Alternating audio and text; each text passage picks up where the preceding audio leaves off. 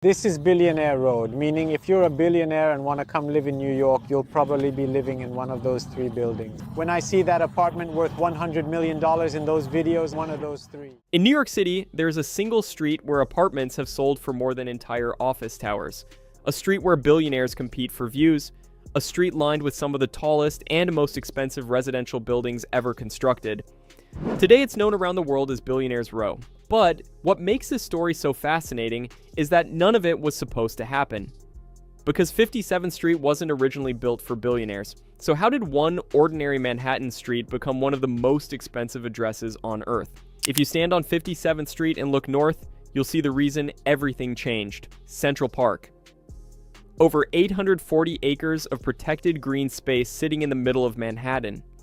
And unlike other cities where new buildings can block your view, Central Park can never be developed. That means any apartment overlooking the park has something incredibly rare: a permanent view. No future tower can suddenly appear and ruin it. No developer can buy the land and build something taller. The view is protected forever, and in real estate, permanence is worth a fortune. For decades, wealthy New Yorkers paid huge premiums to live near the park. The Upper East Side became one of America's most prestigious neighborhoods. Luxury hotels surrounded the area, mansions lined Fifth Avenue. But despite being located directly beneath Central Park, 57th Street remained relatively ordinary. There were office buildings, hotels, retail stores, historic landmarks like Carnegie Hall. Expensive, yes, but nothing like what was coming. Because while everyone was focused on the land itself, a handful of developers started looking somewhere else. They started looking upward. And what they discovered would completely transform the skyline. The billionaires didn't take over 57th Street because developers bought more land. They took over because developers found a way to buy the sky. New York has a system called air rights. And once you understand how it works, Billionaires Row suddenly makes perfect sense. Every property in Manhattan has limits on how much can be built. But many older buildings never use all of their allowed development potential. That unused potential can often be sold. In other words, a developer can purchase the right to build higher from neighboring properties. Imagine owning a small building but having permission to build a much larger one. Instead of using that unused space yourself, you sell it to a developer next door. Now they can build taller. Much taller. Developers began quietly assembling these air rights all across 57th Street, piece by piece, building by building.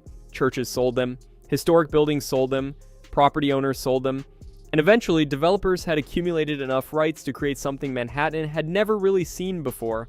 Ultra-thin residential skyscrapers rising hundreds of meters into the air. The economics were almost perfect. The higher the apartment, the better the view. The better the view, the higher the price. And the higher the price, the more valuable every extra floor became. Soon, developers weren't competing for land. They were competing for altitude. But none of them knew whether buyers would actually pay the astronomical prices needed to make these projects work. Then, one building answered that question and changed the street forever. In 2014, a tower called 157 was completed. At first glance, it looked like another luxury skyscraper, but it wasn't. 157 was something entirely different. It was designed specifically for the world's ultra-wealthy. Not millionaires, billionaires. The apartments were enormous. The finishes were extravagant, the services rivaled five-star hotels, and the views stretched across Central Park and the Manhattan skyline. Then came the sales. One after another. Prices climbed higher and higher. Eventually, a penthouse sold for more than $100 million. Suddenly, everything changed. Developers realized there was a global market of buyers willing to spend unimaginable amounts of money for the right apartment. This wasn't local New York money. This was international wealth, hedge fund managers, tech founders, foreign billionaires, royal families, investors from around the world, and they all wanted the same thing: a piece of Manhattan, preferably one with a view of Central Park. 157 proved the demand was real, the gamble had paid off, and once that happened, every developer in New York wanted a seat at the table. What followed wasn't a construction boom, it was an arms race, a race to build higher, thinner, more exclusive, and more expensive than the building next door. After 157, the skyline changed almost overnight. One tower after another began rising above Midtown Manhattan. 432 Park Avenue, 111 West 57th Street, Central Park Tower, 220 Central Park South, each one trying to outdo the last. 432 Park Avenue became famous for its minimalist design and incredible height. From a distance, it looks almost unreal, a giant concrete pencil sticking into the clouds. Then came 111 West 57th Street, often called Steinway Tower, one of the skinniest skyscrapers ever built. So slender that many people wondered how it could even stand. Yet, engineers made it possible, and the result was one of the most recognizable towers in the world. Then there was Central Park Tower, a building so tall it became one of the highest residential structures on Earth. These towers weren't competing to house more residents, quite the opposite. Many floors contained just one apartment. Sometimes an entire floor belonged to a single owner. Privacy became the luxury, space became the luxury, height became the luxury. Every extra meter above the city translated into millions of dollars.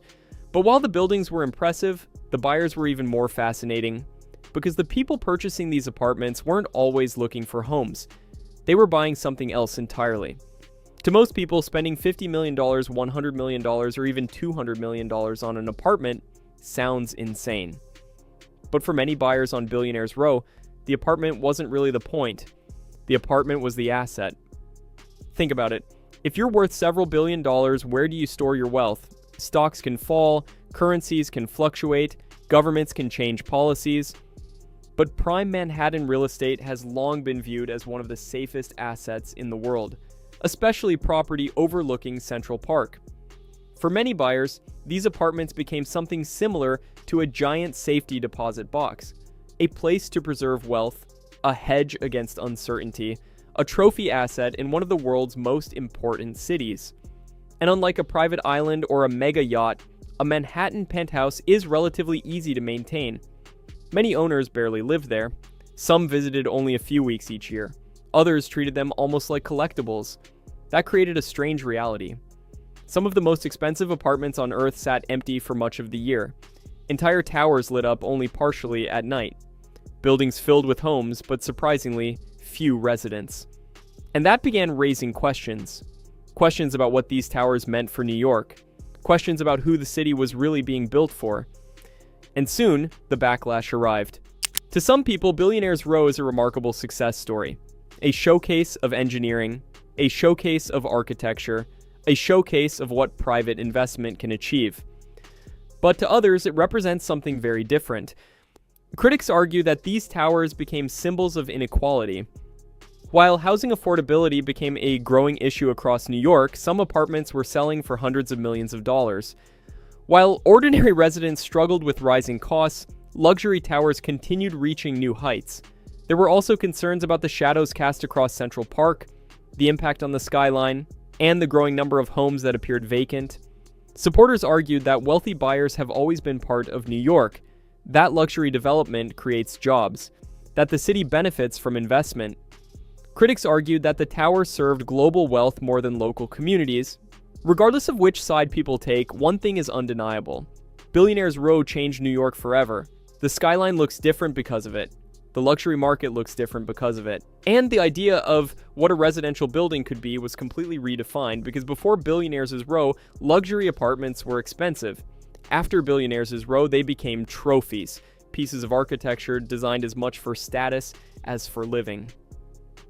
And nowhere captures that transformation better than 57th Street. The story of Billionaires Row isn't really about apartments. It's about what happens when the perfect location meets unlimited money.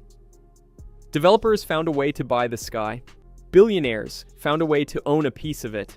And together, they transformed an ordinary Manhattan street into one of the most expensive stretches of real estate on Earth.